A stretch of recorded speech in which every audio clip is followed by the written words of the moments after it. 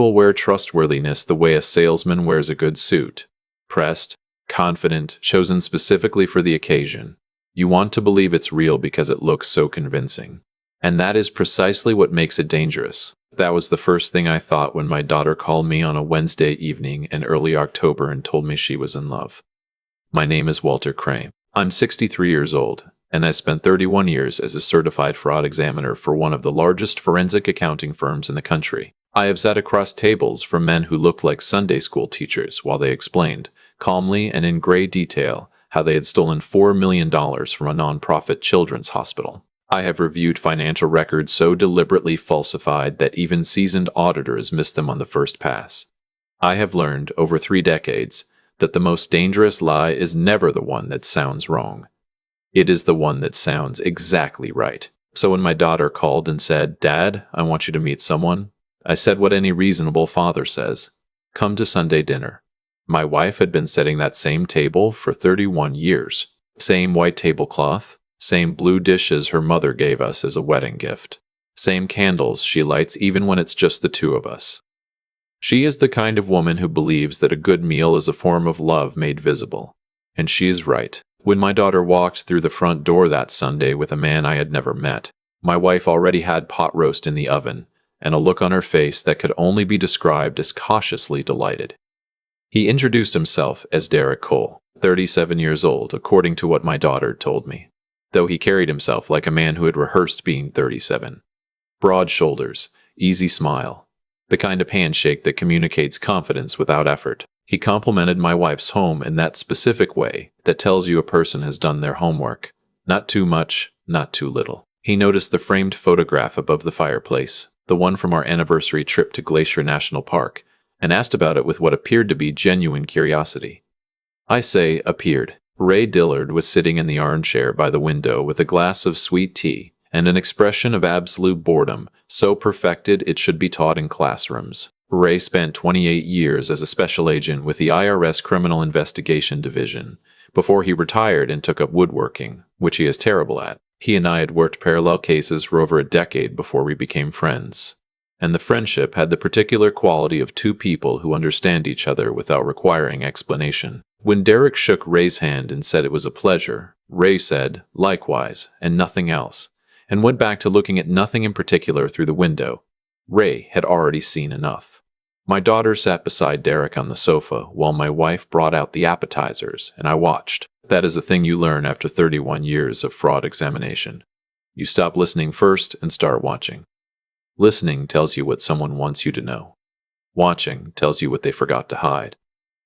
Derek touched my daughter's hand when he spoke to her, but his eyes were always moving. Catalog in the room, the bookshelves, the side table, the credenza with the financial journals I keep meaning to organize. A man genuinely interested in a woman looks at the woman. A man who is interested in what the woman represents looks at everything around her. I filed it away. We sat down for dinner. My wife had outdone herself, which is saying something, because she always outdoes herself. Pot roast, roasted carrots, fresh bread, the whole arrangement. Derek praised everything with the precision of a man who had learned exactly how much praise is enough. My daughter laughed at something he said about his work, a vague description of commercial real estate consulting that I had already spent 4 days trying to verify through 3 separate professional databases and found almost nothing. Almost. Here is what I need to tell you, because you need to understand what was already in motion before that Sunday even arrived. 5 weeks earlier, I had received a phone call from a woman named Carol Espinosa. Carol ran a financial crimes consulting firm out of Phoenix, and had worked closely with federal prosecutors on wire fraud cases for the better part of 2 decades. She did not make casual phone calls. Carol communicated the way a surgeon operates, with exact purpose and zero wasted motion. "Walter," she said, "I need to ask you something about a name." I was in my home office reviewing an old case file I had pulled out for a mentoring session with a former colleague. I set it down. "Go ahead. Derek Cole. Does that name mean anything to you?" I told her it didn't. Not yet. The pause she gave me was the kind that precedes information you would rather not receive. She told me in the next 22 minutes everything she had been able to piece together over the prior 3 months. Derek Cole, real name, carefully managed public profile. 18 months prior, he had been peripherally connected to a civil complaint in Portland. A family of moderate wealth, a daughter in her early 30s, a relationship that had progressed over roughly 5 months, and then a request. Not for cash outright. Never for cash outright, Carol emphasized. Always framed as an investment opportunity. A business venture that he and the daughter were pursuing together, and that simply needed initial capital from the family to get off the ground. In the Portland case, the requested amount had been $280,000. The family had wired the first installment of $90,000 before the daughter ended the engagement abruptly, citing reasons she declined to specify publicly.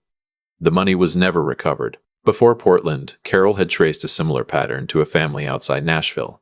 Different name used, different story, different daughter. Same architecture, same patience, same careful escalation from charming guest to trusted partner to financial request. He has refined it, Carol told me. He is more patient now, more time in the relationship before the ask. Your daughter has been with him for how long? 6 months, I said. Longer than the others. He's being careful. I asked Carol about associates. These operations rarely run solo. She gave me a name. Stuart Haynes, 41 years old, based out of Raleigh. Carol's investigation suggested Stuart was the structural element of the partnership. He identified targets, built the profiles, moved the money once it was transferred, and made sure nothing stayed in Derek's name long enough to be traceable. Derek was the instrument. Stuart was the architecture. I sat in my home office for a long time after I hung up the phone, looking at a framed drawing on my desk that my daughter made me when she was 7 years old. A house with a tree and a dog we never owned. But she had wanted one, and she drew it so seriously, with such absolute concentration, that I had framed it and kept it for 23 years. Then I called Ray Dillard. He answered on the second ring because Ray always answers on the second ring. He told me once that answering on the first ring signals desperation, and answering on the third signals indifference. Ray has opinions about everything. I told him everything Carol had told me. He listened without interrupting. When I finished, he said, "What do you need?" "Sunday dinner," I said. "I need a second set of eyes." "Done." "What else?" "I need to know if my daughter knows." A pause. "That's the harder question." "I know," I said. Because here was what had been sitting on my chest like a stone for 5 weeks. My daughter was 34 years old, accomplished, careful, the kind of person who read the fine print on lease agreements for fun. She was not naive. But she was also 6 months into something she had described to me with a warmth in her voice that I had not heard in years, not since before her divorce 3 years ago, which had cost her something quiet and lasting that she never fully named. Did she know? Or was she simply trusting, the way people who have been hurt once sometimes trust too completely the next time, because the alternative is to trust no one at all? I could not ask her directly. Asking her meant tipping Derek before I was ready. And I was not going to move until I was ready. Ray spent the following 2 weeks making phone calls through channels I will not specify in detail, because some favors are repaid in discretion. He confirmed Carol's information about Stuart Haynes and added 3 additional data points. Stuart had a prior civil judgment against him in Georgia from 2019 that had been quietly settled. He maintained 2 shell entities registered in Delaware that Carol's team had not identified. And he had a phone number that he used exclusively for operational coordination during active cases. Carol's team had been quietly monitoring that number for 11 days. On the Thursday before Sunday dinner, Carol called me again. "Stuart Haynes is planning to be in Charlotte this weekend," she said. "We have reason to believe he is monitoring the progress of the current operation in real time." I thanked her. Then I made one more call to a contact I had at the U.S. Attorney's Office who had consulted me on 3 cases over the past decade and who owed me what I would generously describe as a substantial professional courtesy. By Saturday evening, everything was in place, and so back to Sunday dinner. Derek was telling a story about a golf trip to Scotland, something involving a 14th hole and a spectacular wind, and Ray was looking at him with the attentive blankness of a man watching paint dry on a wall he did not care about. And my wife was laughing at exactly the right moment, because my wife has perfect social timing, and I was watching Derek's hands. He was controlled. Deliberate. The meal was winding toward the comfortable, warm, well-fed phase that experienced manipulators recognize as the optimal moment. The room felt safe. It felt familial. It felt like the kind of space where a reasonable request might find a reasonable reception. That was when my daughter reached across the table for the bread basket. Her hand moved slowly, unhurried. natural, except that, when she pulled the basket back, there was a folded napkin underneath it that she transferred to her lap with a motion so seamless that only someone watching for exactly that kind of thing would have caught it. She looked at me, just for a second. I looked back. Then Derek set down his fork, straightened slightly, and turned to me with the warm, measured attention of a man about to say something he had practiced.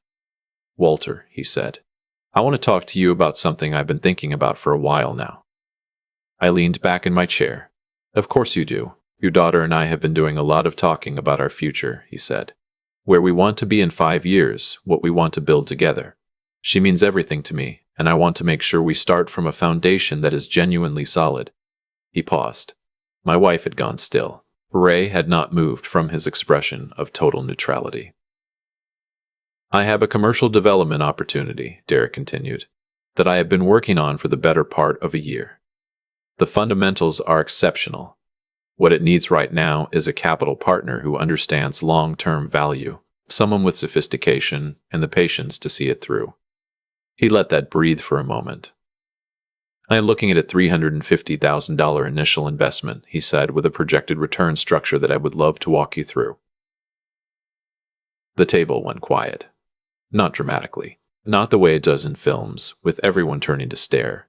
Just the particular quiet of people processing something that arrives at the wrong temperature for the room it enters. My wife placed her fork down very carefully. Ray reached for his glass of sweet tea with all the urgency of a man who has heard everything he expected to hear and is in no hurry at all. And then I felt something beneath the table. My daughter's hand finding mine and pressing something into my palm. Deliberate. Steady. I closed my fingers around it without looking down. I smiled at Derek with the expression of a man who is flattered and slightly overwhelmed, and very much in need of a moment to absorb what he has just heard. "That is a significant figure," I said pleasantly. He nodded. "I want to be transparent with you. This is not a casual ask. I have projections, documentation, everything you would want to review. I think once you see the numbers, you will understand immediately why the opportunity is what it is." "I appreciate that," I said. "I really do. I like a man who comes prepared." Under the table, I opened the folded napkin with one hand. 4 words, written in my daughter's handwriting, pressed hard enough into the paper that I could feel the impression of each letter. "Dad." "I know."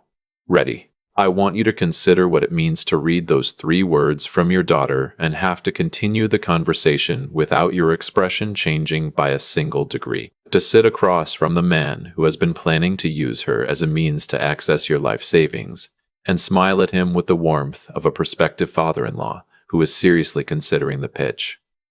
I have interviewed more than 200 fraudsters over 31 years. I have sat in rooms with people who lied to federal investigators under oath with the composure of people ordering breakfast, but nothing quite prepared me for the discipline required to look at my daughter in that moment and give her nothing. No nod, no signal, no acknowledgement, because Derek was watching. And Derek was very, very good at reading faces. Not as good as he believed. "Derek," I said, settling back further and lacing my fingers together on the table. "Before we get into the details, I am going to exercise the prerogative of an old man and ask you something off topic." He smiled. "Of course. Tell me about where you grew up," I said. "Family background, that sort of thing. I am old-fashioned enough that I like to know who I am dealing with before I deal with them." The smile stayed exactly in place, but behind his eyes, something recalibrated. It was small. It was fast. 31 years of training meant I had been looking for exactly that precise involuntary shift. Ray set down his sweet tea. He saw it too. Derek began a story about growing up outside of Columbus, Ohio, a version of himself that was detailed enough to feel real and vague enough to be impossible to verify quickly. He was fluent. He had clearly deployed this particular narrative before, and then his phone, face up on the table beside his water glass, lit up with an incoming call. He glanced at it out of reflex, and in the half-second before he turned it face down, I saw the number on the screen. No contact name, just a number I'd memorized 6 days earlier from the list Carol's team had sent me. Stuart Haynes was on the other end of that call. Monitoring the progress of Sunday dinner from wherever he was sitting, the way a director watches a performance from offstage, Except Stuart Haynes had been in federal custody since 11:40 that morning, taken into custody on a warrant that my contact at the U.S. Attorney's Office had been holding for 72 hours at my specific request. Whoever was calling from that number now was not Stuart. It did not matter. The number itself was everything I needed. "Everything okay?" I asked. Derek smiled. "Just my brother. I'll catch up with him later." "He doesn't have a brother," my daughter had told me 2 weeks ago in a phone call that lasted 40 minutes, and during which I mostly listened while she told me, methodically and with a composure that made me quietly proud beyond what I could express, exactly what she had found and how she had found it. She had discovered it on her own. A conversation Derek had taken in the driveway late at night, a name she did not recognize, a tone that did not fit the man she thought she knew. She had done what a careful, intelligent person does. She started looking. She found enough. And then she had called me. Not to fix it for her. She made that clear. To make sure it was done right. I picked up my glass of water, took a slow sip, and set it down. I folded my hands on the table. I gave Derek Cole the same expression I had used at the opening of every significant interview of my career. Open, calm, and carrying the absolute patience of a man who already knows the ending. "Derek," I said, "I owe you an apology." He tilted his head slightly. "For what?" "I haven't been entirely straightforward with you today. I mentioned earlier that I was retired. That part is true. What I left out is that retired, in my particular case, is a somewhat relative concept." He kept his face very still. "Let me fill in a few gaps," I said pleasantly. "Portland, Oregon. A family named Harwick. 22 months ago, an investment opportunity that required $280,000 in initial capital. The first installment of $90,000 was transferred before the relationship ended." I watched his face. Nashville, Tennessee before that. A different name was used. Similar structure, different family, same outcome. I paused. "Carol Espinoza's firm has documentation on both cases, and as of 4 weeks ago, she connected them to you." I let that land. I have reviewed everything she sent me. Twice. The dining room was so quiet I could hear the candle on the table. Derek Cole held his composure for 6 full seconds. I counted. I have never seen anyone hold it longer in circumstances of this specific kind, and I have been in these circumstances more times than I can number. 6 seconds of absolute stillness, of a professional performer absorbing a blow that he cannot fully process and choosing to process nothing rather than process it wrong. On the 7th second, something left his face. It was not dramatic. It did not announce itself. It was simply the departure of the performance. The way a stage goes dark at the end of a show, and what was left in its absence was flat and careful, and entirely different from everything he had shown us for the past 3 hours. My daughter did not move. She sat perfectly straight, hands folded in her lap, with the composed stillness of a woman who had been carrying this for 2 weeks, and was finally setting it down somewhere solid. "Stuart Haynes," I said, "was taken into federal custody this morning at 11:40. He was arrested on a warrant that has been active for 72 hours. The number that called you 6 minutes ago was being monitored.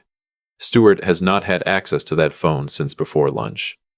I reached into the inside pocket of my jacket and placed a document on the table in front of him. His name was already printed at the top in clean, readable type. "The U.S. Attorney's Office prepared that 3 days ago," I said. "It is a cooperation agreement. The Harwick family in Portland has formally agreed to participate in prosecution.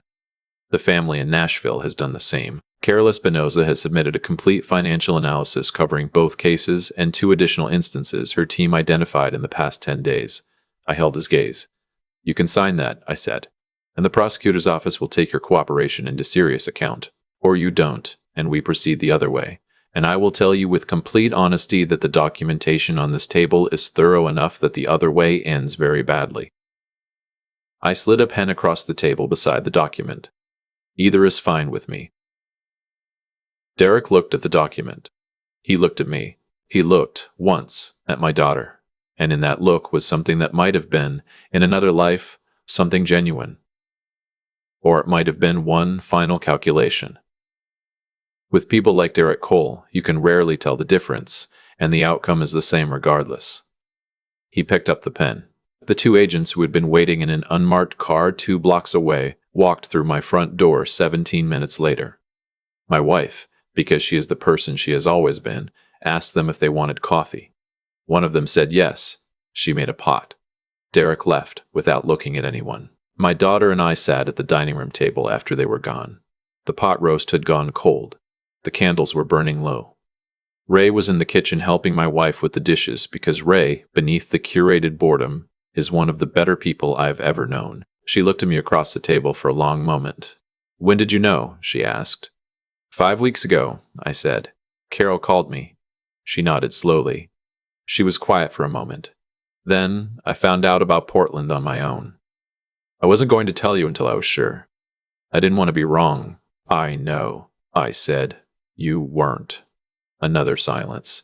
"I thought about telling you sooner," she said. Her voice was even. Careful. The voice of someone who has been choosing words deliberately for 2 weeks. I kept thinking I should just end it myself and not make it your problem. I looked at my daughter, 34 years old. 3 years past a divorce that had cost her something she had never fully named. Sitting straight backed at my dining room table on a Sunday night, having spent 2 weeks knowing she was being used and choosing not to fall apart, choosing instead to be methodical and careful, and to ask for help in exactly the right way at exactly the right way at exactly the right moment. "It was never my problem," I said. "It was ours." She looked down at the table. When she looked up, the edges of her eyes were bright, not from grief, I thought, but from the specific exhaustion of a weight that has been held alone for too long and has finally been set down. "I should have trusted you sooner," she said. "You trusted me at exactly the right time," I said, "and for what it's worth, the way you handled those 2 weeks, I couldn't have done it better at any point in my career." She laughed once, short and quiet, and shook her head. Ray came to the doorway from the kitchen, leaning against the frame with his hands in his pockets and an expression that was as close to sentimental as Ray Dillard was ever likely to get. "Pot roast was outstanding," he said, mostly to my wife, who was somewhere behind him. He looked at my daughter, then at me. "You know what they say about fraudsters," he said. "They only win when nobody's paying attention." He went back into the kitchen. My daughter looked at me. "Is he always like that?" she asked. "Every single day," C-sacked every single day. "For 30 years, I said. Stuart Haynes was convicted on federal wire fraud charges across 3 jurisdictions 14 months later. He received a sentence of 11 years. 2 associates named in his cooperation deal faced separate charges in Georgia and were convicted the following spring. The Harwick family in Portland recovered 62% of the original transfer through asset seizure. The Nashville family, who had declined to come forward for 3 years out of what Carol described to me as profound embarrassment, received an official apology from the U.S. Attorney's Office and a partial restitution from the proceeds of Stewart's liquidated holdings. Derek Cole cooperated fully. That cooperation was noted. The court noted it also. My daughter took 4 months off from dating entirely, which she described as the best 4 months she'd had in years. She picked up pottery, which she is surprisingly good at, and brought me a lopsided bowl she made in November, which I keep on my desk next to the drawing she made me when she was 7. She said she made it because she wanted to give me something that was genuinely hers. I told her everything she had ever given me was genuinely hers. That's the only kind of gift that matters. Every Sunday since, without a single exception, my wife makes pot roast. Some traditions are worth every effort it takes to protect them. And some people, the ones who sit across the table from you and decide that what you have built over a lifetime is theirs for the taking, have simply never understood that the most dangerous person in the room is not the one making the loudest noise. It is the one who has been quietly paying attention all along.